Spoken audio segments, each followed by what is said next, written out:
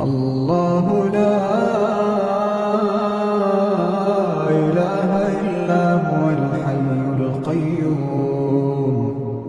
نزل عليك الكتاب بالحق مصدقا لما بين يديه وأنزل التوراة والإنجيل من قبل هدى للناس وأنزل الفرقان